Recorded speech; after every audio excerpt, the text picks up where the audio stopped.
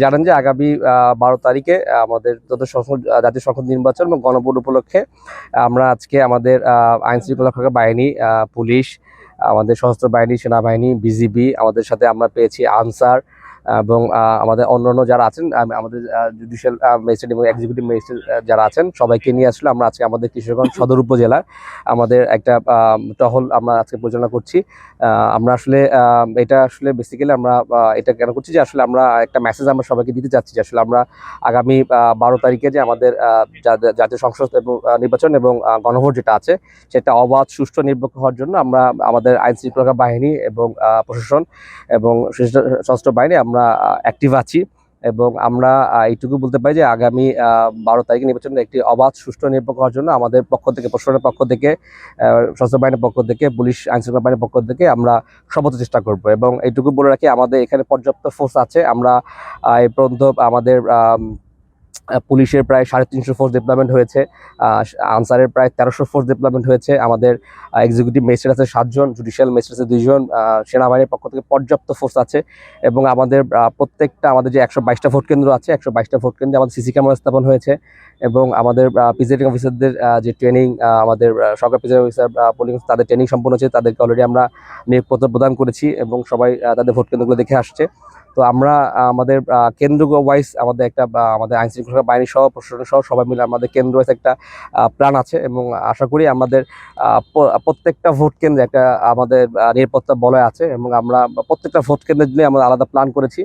এবং আশা করি আমরা আগামী 12 তারিখে একটা অবাধ, সুষ্ঠু এবং শান্তিপূর্ণ নির্বাচন হিসেবে উপহার দিতে পারবো।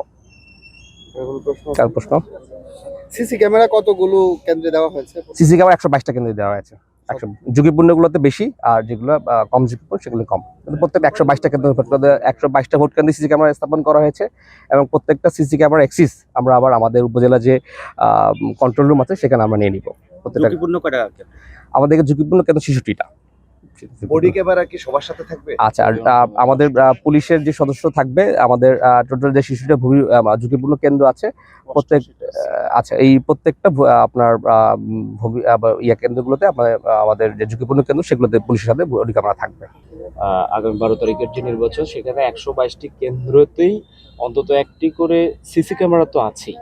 এর পাশাপাশি এইবার প্রথমবারের মতন যেটা হচ্ছে যে বাংলাদেশ পুলিশের সদর উপজেলার যে 122টি কেন্দ্র, এর মধ্যে আমাদের 88টি এই কেন্দ্রেই আপনার হচ্ছে বডি অন ক্যামেরা থাকবে পুলিশ সদস্যদের সাথে। এই বডি অন ক্যামেরাগুলোর মূল নিয়ন্ত্রণ সাধারণত থাকবে আপনার পুলিশ হেডকোয়ার্টার্স, ইভেন আপনার পুলিশ সুপার মহোদয়ের কার্যালয় সহ রেঞ্জ ডিআইজি অফিস, এই পুলিশের যে দপ্তরগুলো আছে প্রত্যেকটি দপ্তরগুলো থেকে এটা অনলাইনে লাইভে কি ঘটনা ঘটছে একদম লাইভে পুরো স্ট্রিমিংটা হবে। এবং এটা সবসময় প্রতিটি কেন্দ্রই, এই যে 88টি কেন্দ্র, এই প্রতিটি 88 কেন্দ্রই লাইভে থাকবে অলওয়েজ, যতক্ষণ ভোট গণনা চলবে।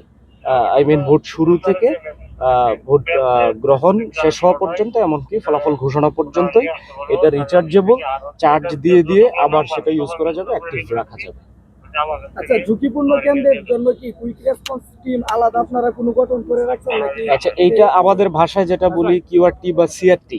আপনারা জানেন যে এখানে আমাদের ওই যে সশস্ত্র বাহিনীর সম্মানিত সদস্যবৃন্দ উপস্থিত আছেন, সিনিয়র কর্মকর্তাগণ উপস্থিত আছেন। এইটা যৌথ একটা কাঠামো গঠন করা হয়েছে।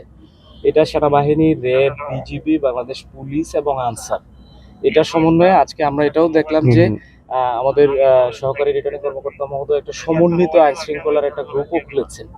এখান থেকে সহকারী রিটার্নিং কর্মকর্তা মহোদয়ের নেতৃত্বে সকল আইন শৃঙ্খলা বাহিনী একত্রে একসাথে সমন্বিত একটা নিরাপত্তা সেল গঠন করা হবে। এবং এটার অংশ হিসেবেই আপনার কিউআরটি বলেন, যেটা আপনারা বললেন, কুইক রেসপন্স টিম এবং ক্রাইসিস রেসপন্স টিম, যে কোনোভাবেই বলেন, এই টিম এবং আমাদের পর্যাপ্ত মোবাইল স্ট্যান্ড বাই, স্ট্রাইকিং, কেন্দ্র নিরাপত্তা সকল বাহিনীর পক্ষ থেকে এটা আমাদের রয়েছে।